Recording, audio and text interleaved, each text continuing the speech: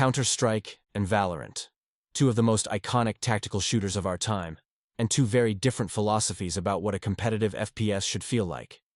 Counter-Strike is a legend.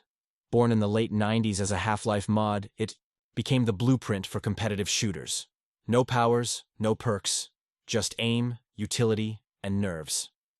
Over the years, CS 1.6, Source, and then CS GO cemented its reputation. It's a game of milliseconds and map control. You don't play Counter-Strike casually. You live it, learn it, breathe it. Then came 2020. Riot Games, creators of League of Legends, dropped Valorant. At first glance, very familiar. Two teams. Plant or defuse the spike. Guns. Rounds. Tactics. But then, agents. Abilities. Ultimates. That's where things changed. Valorant took the Counter-Strike skeleton and gave it a new skin. One that glowed, dashed, healed, and exploded. Suddenly, you weren't just picking weapons. You were picking personalities. To the CS crowd, this was blasphemy. Abilities ruin skill, they said. This isn't pure. To Valorant fans, it was a revolution. Tactical play, but with flair, with creativity, with movement. So which one's better? It depends who you ask, and who you are. In CS, everyone starts equal. No abilities, just you, your gun, and your utility. You win through coordination, positioning, and razor-sharp aim. It's a discipline. In Valorant, your agent matters. Jett can dash. Phoenix can self-heal. Sova can reveal enemies. You still need aim. But abilities shape the match in new ways. They don't replace skill. They shift how it's used. That changes everything. Where CS is about rigid structure, Valorant adds chaos. Not randomness, but variety. You have to adapt faster, read more, expect the unexpected. Even the way you move is different. CS punishes shooting while moving. You stop, shoot, reset. It's about control. Valorant is looser. With agents like Raze and Jett flying around, verticality becomes part of the game. That opens up more possibilities, but also more unpredictability. Then there's the maps. CS maps are sacred. Dust 2, Mirage, Inferno, timeless designs that have been studied for decades. Tight, balanced, minimalist. Valorant's maps are newer, louder, and more experimental. Rotating doors, teleporters, zip lines. Some call them gimmicks. Others say they keep things fresh. Sound matters too. In CS, it's everything. You hear footsteps, reloads, even scope-ins. One sound cue can win you a round. Valorant adds voice lines, visual effects, ultimate sound cues. It's more cinematic, but also more chaotic. Some players love the drama, others miss the simplicity. So really, what's at the core of this debate? It's not just mechanics, it's culture. Counter-Strike is tradition. Valorant is innovation. CS is for players who want purity, control, and minimalism. Valorant is for players who want color, style, and flexibility. And that's why this rivalry is so strong. It's not just about which game is better. It's about which game speaks to you. Let's talk about community, because that's where Counter-Strike and Valorant truly go their separate ways. Counter-Strike's community is old school. Not in a bad way, in a legacy way. Many of the players have been around for years, even decades.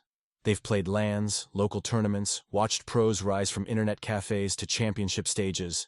There's a kind of pride that comes with playing CS. It's earned, not given. Valorant, on the other hand, is newer, younger. Its community is full of energy, memes, fan art, cosplay, TikToks. You don't just play Valorant, you live in its universe. People fall in love with agents, not just maps or skins. They roleplay, they ship characters, they follow the lore. This makes Valorant feel more like a universe. CS feels like a battlefield. Valorant feels like a story. Now, let's look at the esports scene. CS GO. And now CS2 has one of the most respected esports ecosystems in gaming history. Major tournaments, team legacies, unforgettable moments. Think of names like S1 Device, Fallen. These aren't just players, they're icons. CS doesn't need flashy production to sell a match. It's about the game, the aim, the tactics. It's raw. And fans love that. Valorant Esports, meanwhile, is built for the modern era. Riot designed it from day one as a spectacle. Their tournaments are colorful, emotional, full of music and storytelling. Valorant Champions Tour feels like a celebration, with camera transitions, cinematic intros, and agent-themed stages. Both approaches work. CS sells competition. Valorant sells experience.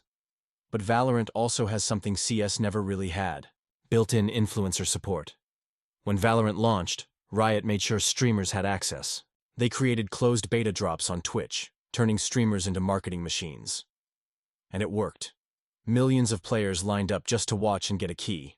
CS didn't need that. It grew slower, organically, from a mod to a movement. But in today's world, speed and visibility matter. Valorant came in loud, and it stayed loud. That leads us to streaming and content. CS content is focused on high-level play. Pro matches, clutch compilations, frag movies, smokes and strategies. It's intense. It's for players who already know the game. Valorant content is more accessible. You'll find pro play, sure, but also agent impressions, skin reviews, lore deep dives, challenge runs. There's more to explore, more entry points. This opens up the audience. Valorant isn't just a game you play. It's a game you watch, react to, discuss, and Riot embraces that. They encourage fan creation. They drop trailers like movies. They make you feel like the game is alive, evolving. CS is steadier, more grounded, but sometimes to new players that feels flat, unwelcoming, like a club you weren't invited to. So now you have two games, both competitive, both tactical, both built for excellence, but designed with completely different energy. Counter-Strike is a sport. Valorant is a show. CS says, outsmart your enemy. Valorant says, outplay them, and look good doing it. Neither is wrong. They're just different philosophies. And that's why this debate is never really about the game. It's about the feeling. One gives you legacy. The other gives you novelty. Some players want purity, a level playing field, the same map for 10 years. Others want updates, patch notes, new content every month. And here's the twist. Many players play both. They jump into CS for serious matches, then log into Valorant for something lighter, more social. Or they start with Valorant and later discover CS as the original. There's room for both. But the question is, which one will lead the next generation? We'll explore that in the final part, as we look ahead to CS2, Riot's future plans, and how these two shooters will continue to shape gaming history. So where is all this going? Counter-Strike has entered a new era with CS2, updated visuals, smoother mechanics, and a fresh engine. But at its core, it's still the same game, the same rules, same bomb sites, same discipline. And that's the beauty of it. For longtime fans, CS2 is a return to form. A message to the world: we're still here, still dominant, still the king of tactical shooters. But Valorant isn't going anywhere either. Riot continues to evolve the game with new agents, seasonal updates, cinematic events, and constant community engagement. It's fast, alive, and aggressive in how it grows.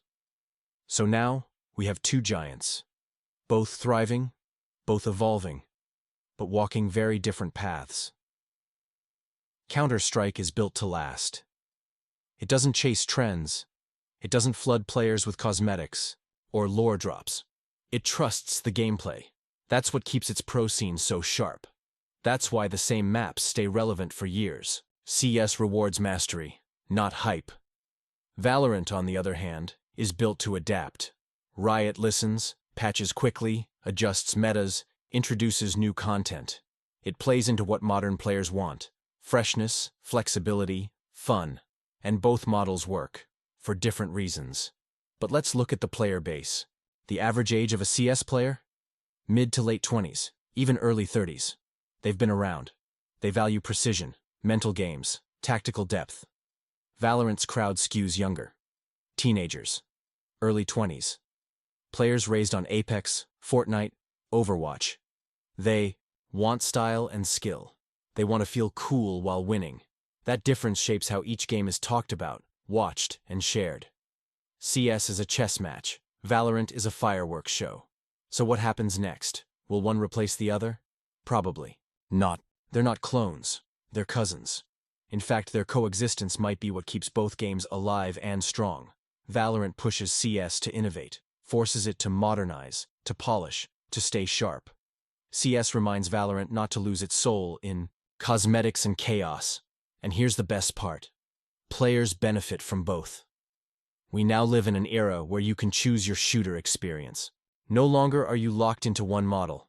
You want purity, tight gunplay, legacy maps? Go CS. You want movement, abilities, lore, and bold visuals? Go Valorant, or play both. Switch when you feel like it. Learn from each. Each game teaches you something different about timing, positioning, decision-making. Each game challenges you in its own way. But maybe the real question isn't, which game is better? Maybe the question is, what kind of player are you becoming? Are you the type who thrives in structure, who trains lineups, learns spray patterns, grinds for small improvements? Or are you the type who experiments, who improvises, who loves adapting mid-round? There's no wrong answer. Some days, you want discipline. Other days, you want chaos. That's why the CS vs Valorant debate is both real and a little misleading. Because the competition between them isn't just a fight, it's a conversation about what games can be, about how we define skill, teamwork, mastery, about what it means to compete in 2025 and beyond. These two games, one born from a mod, the other from a billion-dollar studio, represent two visions of tactical play, and in the end, both are winning because the community is growing. The genre is thriving, and players, they have more choices, more tools, more inspiration than ever before. So whether you're planting the spike on Bind or holding B-site on Mirage, you're part of something bigger. You're part of a new era of shooters. And this rivalry, it's just getting started.